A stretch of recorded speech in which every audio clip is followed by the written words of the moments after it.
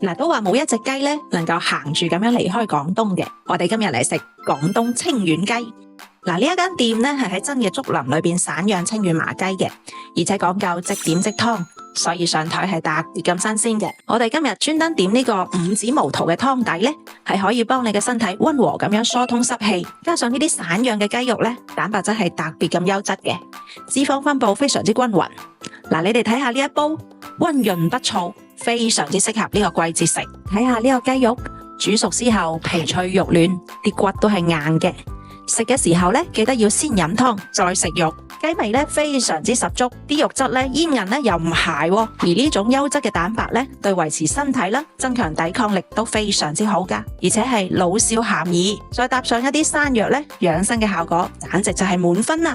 嗱，廣東人食雞咧最講究就係要新鮮，咁你鄉下嘅特色雞又係點噶？評論區話我知啦。今時今日保命要緊啊，保持營養均衡，疾病拜拜。記得點讚同埋轉發俾你嘅屋企人喎。